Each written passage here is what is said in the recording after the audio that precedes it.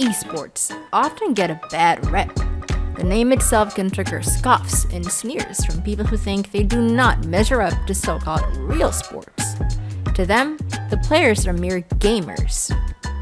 However, after Indonesia made its mark on the esports industry, we beg to differ.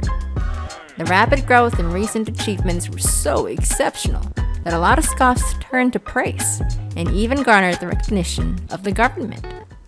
Sebenarnya kalau menggeluti dunia e-sports itu mungkin dari saya SMA kali ya. Jadi berangkat sebagai pemain dan mulai manage tim waktu zaman kuliah. Jadi ya boleh dibilang hampir 20 tahun lah di dunia ini. Waktu zaman kuliah, game-game yang dimainin itu masih game PC ya. Game-game yang ada di warnet.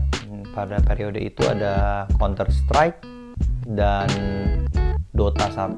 Kalau dulu mungkin lebih lebih dikit ya, kayak yang bisa dibilang lebih dikit turnamen yang profesionalnya. Kalau sekarang lebih ke digedein di profesionalnya. Bisa dibilang sekarang skemanya lebih kompetitif sih.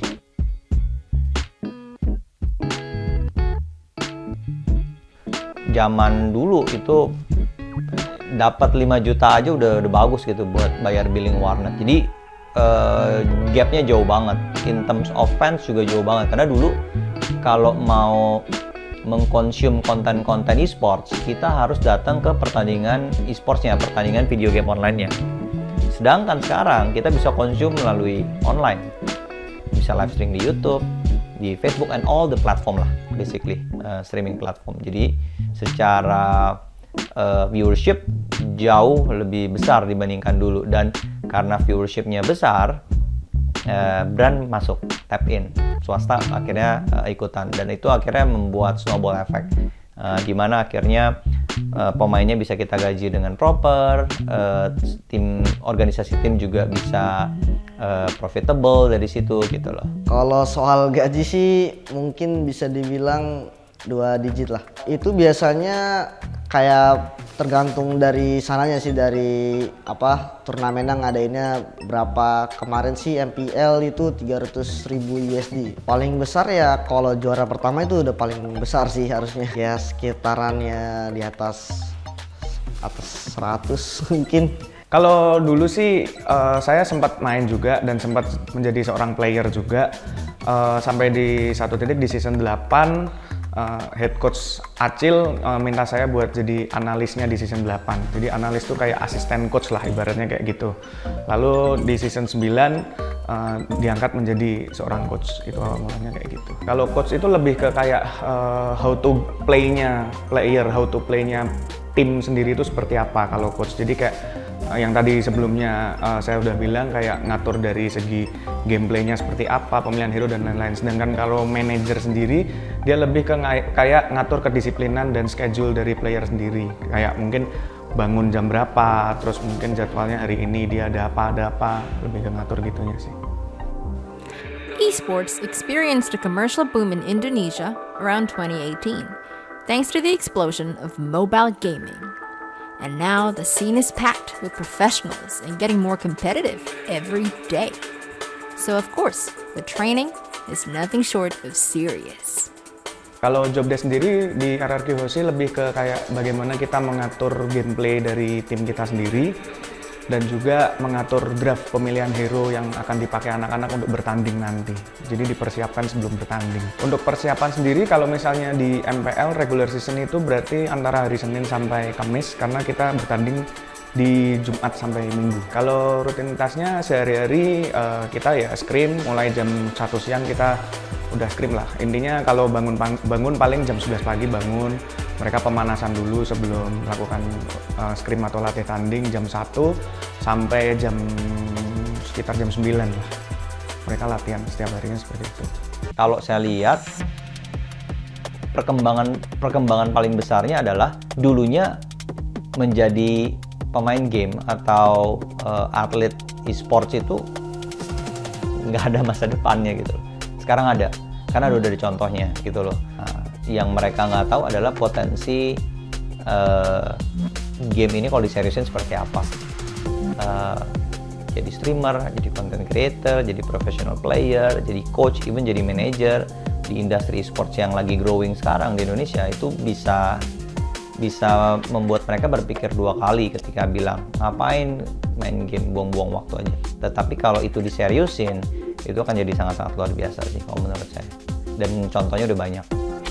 Kalau saya sih sebenarnya mainnya dari SMA ya, terus masuk e-sportnya itu sekitar kayak pas lulus SMA. Sebelumnya tuh saya di tim lain dulu, belum di RRQ. Saya di tim lain, terus saya direkrut sama RRQ. Awalnya sih pasti orang tua, ya namanya orang tua zaman dulu pasti yang nggak setuju lah ya. Kayak apa sih nih main game gini, apaan kayak gitu kan. Cuma kita kan kayak sendirinya pasti ngebuktiin kan ke orang tua, kayak begini nih, game tuh kayak gini, bisa menghasilkan, dan akhirnya sampai sekarang udah diizinin. Kalau perbedaan dari casual gamers dan sebagai pro gamers lebih ke kayak, kalau casual tuh kan dia kayak bermain murni untuk fun ya. Jadi kayak mungkin untuk kumpul sama temen-temennya, ngisi waktu luang, dan mereka akan bermain secara fun, entah mungkin di tongkrongan mereka, entah di mana. Tapi sedangkan kalau udah menjadi masuk di sebuah pro player, itu lebih ke semua terjadwal dan semua ada tujuannya untuk memenangkan sebuah turnamen. Pro player kalau di luar negeri aja ya, di luar negeri di Eropa itu sekitar yang starting sekitar 6.000-an US dollar per bulan satu orang. Tapi range di Asia Tenggara tuh masih murah lah, compare to Eropa. Jadi ya lumayan lah kalau boleh dibilang. Ada beberapa yang overall income-nya itu udah di ratusan juta. Bener-bener harus dirubah sih mindset-nya, bahwasanya pemain e-sports itu udah bisa menyamai atlet-atlet olahraga pada umumnya gitu loh. Apakah bisa menjadi pilihan karir? Balik lagi ke masyarakat kita. Just in the last couple of years, Indonesian esports teams have managed to win a number of prestigious international competitions. And given the early struggles that Indonesian owners and players went through, it has not been an easy feat. Di awal-awal tim RRQ berdiri, nggak pernah kita pikir, oh divisinya akan harus segini banyak, harus buka cabang lagi. Karena buat kita itu cuman hobi aja. Sampai di tahun 2017, kita akhirnya decide untuk bikin ini jadi lebih serius, lebih profesional. Karena pada saat 2013-2017 itu lebih ke arah hobi aja sih.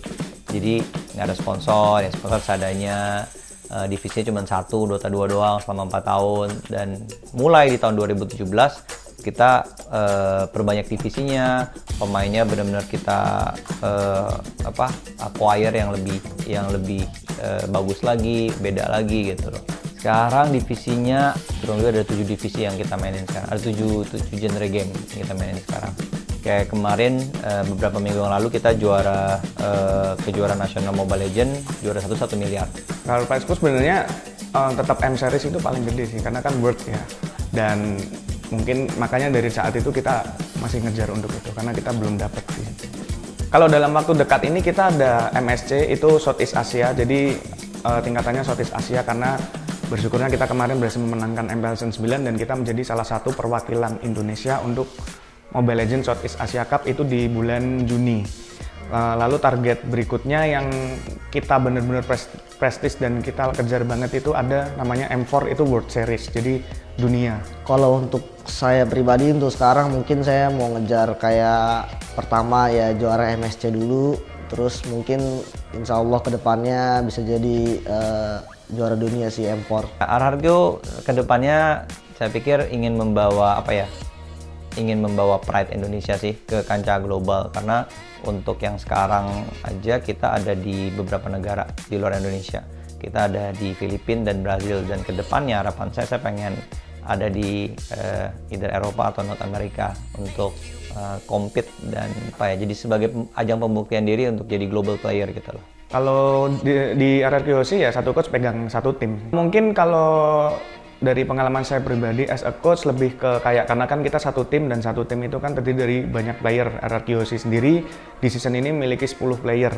Dan mungkin yang menjadi kesulitan tersendiri justru bukan dari in-game-nya, tapi gimana kita ngatur di out game-nya, entah dari mood pemain atau dari fokusnya, lebih kesulitannya atau hambatannya lebih di situ sih, karena kan setiap pemain kan kita nggak tahu nih hari itu dia lagi moodnya lagi gimana dan mungkin bisa mempengaruhi ke timnya juga. If in the past there were doubters, esports can now let its massive international scene speak for itself. Is this changing landscape going to convince more talented Indonesian gamers to become professional online athletes down the line? We will have to wait and see.